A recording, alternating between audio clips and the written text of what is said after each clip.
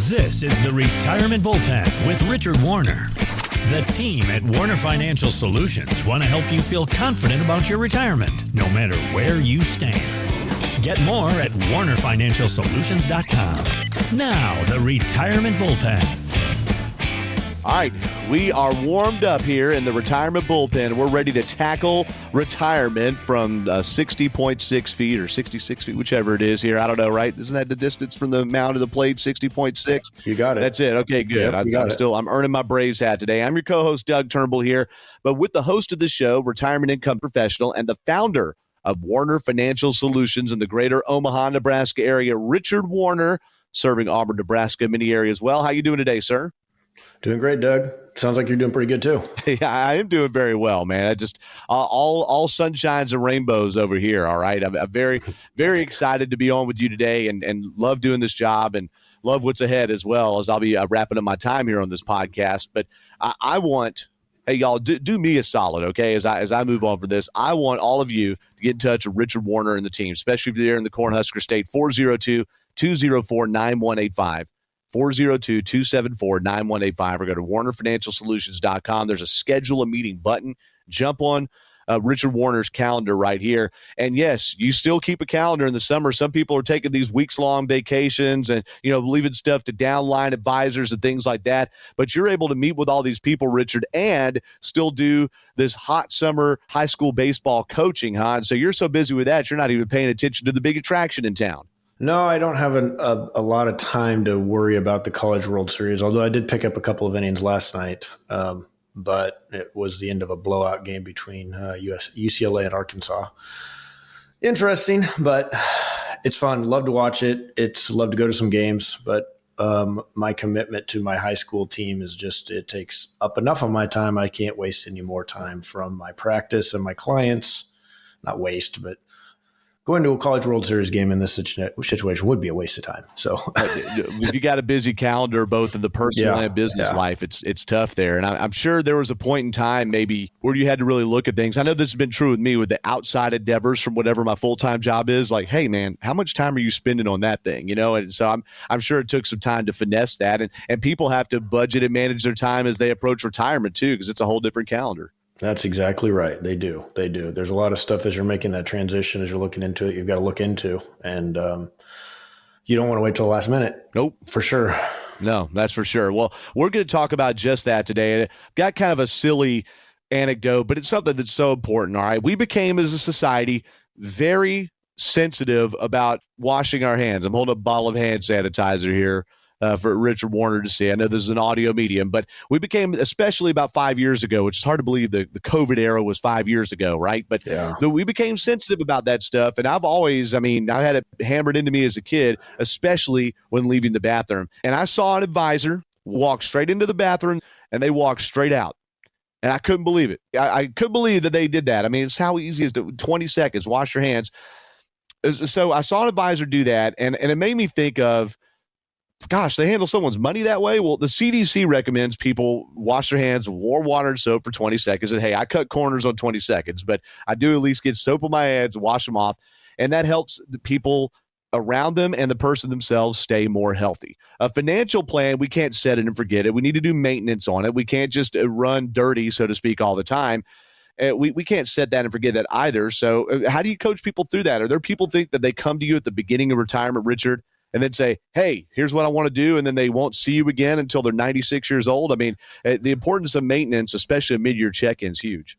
Yeah, I think there are a lot of people, Doug, that think that. They retire and they just want to set everything on autopilot. In some scenarios, maybe to a certain extent, you can. But the reality is things change. The markets change, interest rates change, your spending changes. Yeah, it's something I think it's an eye-opening experience for people in those first couple of visits when they are making that transition to retirement that, this is something, yes, we are going to watch for you. We are going to manage for you, but this is your retirement. Yeah. You need to take a little bit of an active role. It's not a lot different than you buy a brand new vehicle. Yeah, it's going to run great for a long time, but if you never check on it, at some point, something's going to go wrong. And then it's going to be a big problem. So it's just something you got to stay on top of.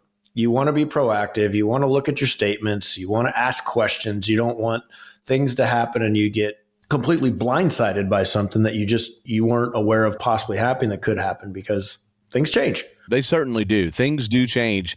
That's a great example you made about the vehicle, because one of the great things about it is, oh my gosh, I bought this thing. I paid, there's cost the average vehicle now, what, $40,000 or $50,000, a crazy number. Yeah. But you decided to pay this or pay the payment plan or whatever it is, or even a new used vehicle that's been refurbished. Mm-hmm. It's like you're at 100% life level. I'm not a gamer, but like 100% strength level in a video game. Okay. And then you think, well, I just don't have to touch this to whenever. But the least you should be doing in your car is getting the oil changed every however many recommended miles, 3,000 to 5,000 miles. And then within that, the mechanics can check the fluids, check the wipers, and make sure, do a diagnostic, whatever, make sure you don't have any bigger issues. Right.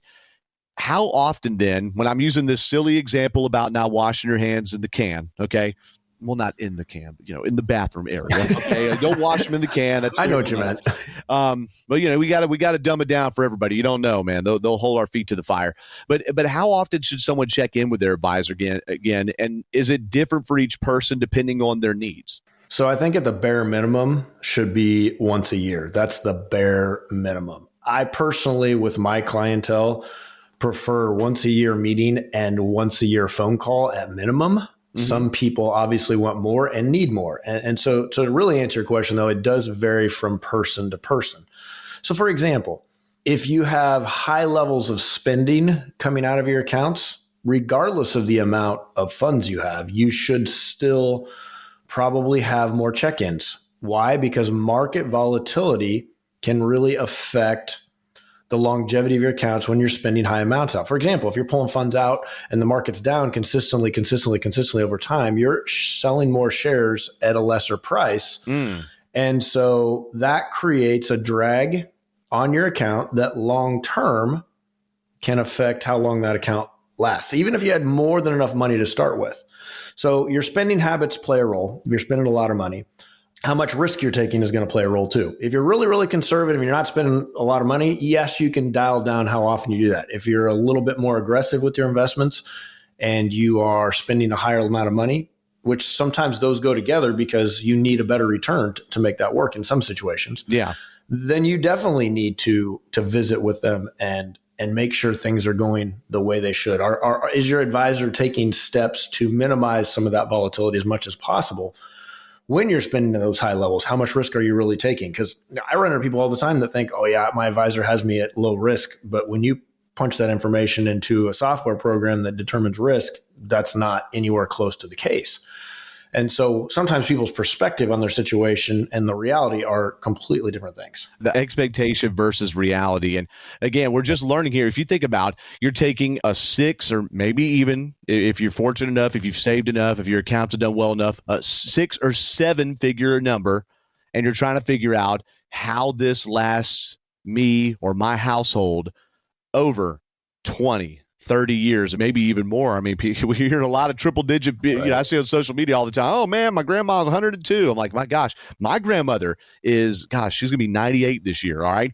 What? Imagine if you stop working at 62 and you're 98 years old, that's 36 years. So you got to manage this. You need to check in with your advisor because there are certain plans that you can put together that depending on certain riders, on certain things that the plan, Richard, right, is for this income to last not until death, not within 5 years of death, but actually beyond it, right? If you can.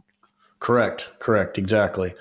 So going back to your longevity point you made, yeah, statistics, people are living longer and longer and longer. And a lot of people just assume, hey, I'm going to retire at 65, I'll be gone by 80. But statistics are saying, if you retire at 65 and you're reasonably healthy, you got a strong chance that you and your spouse, one of you, if you're married, is going to make it to their 90s. Yeah. So you really want to plan on 30 years because you don't want to wake up in retirement one day and you're still alive, but the money's all gone.